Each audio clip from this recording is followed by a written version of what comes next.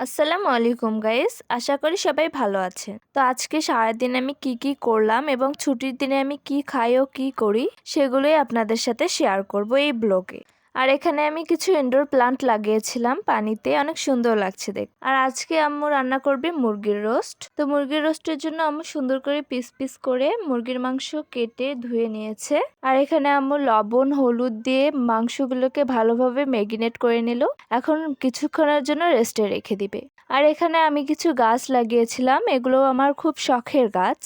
আর আমি যখনই সময় পাই এই গাছগুলোর পরিচর্যা করি এবং ছুটির দিন সকালবেলা উঠেই আমি এই গাছগুলোতে পানি দিই। তো আজকেও এর ব্যতিক্রম নয়, আজকেও আমি গাছগুলোতে সুন্দর করে পানি দিয়ে নিলাম। আর এখন এদিকে এসে দেখি আম্মু মুরগির মাংসগুলোকে ভালো করে ফ্রাই করে নিয়েছে।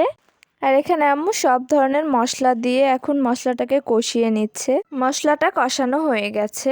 আর এখন আম্মু ফ্রাই করা মাংসগুলো এখানে দিয়ে দেবে। ফ্রাই করা মাংসগুলো সব দেওয়া হয়ে গেছে। এখন আম্মু মাংসগুলোতে ঘি দিয়ে দিল।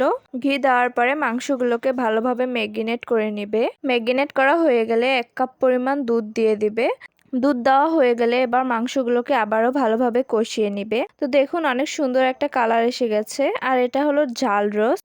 আর এই তো রান্নার ফাইনাল লুক। আর যারা মিষ্টি কম খান তারা বাড়িতে এই ঝাল রোস্টটি ট্রাই করতে পারেন। আজকের ভিডিওটি ভালো লাগলে লাইক কমেন্ট এবং শেয়ার করতে ভুলবেন না। আর আরো নতুন নতুন ভিডিও পেতে আমার চ্যানেলটি সাবস্ক্রাইব করে রাখবেন। তো আজকে এই পর্যন্তই, আল্লাহ হাফেজ।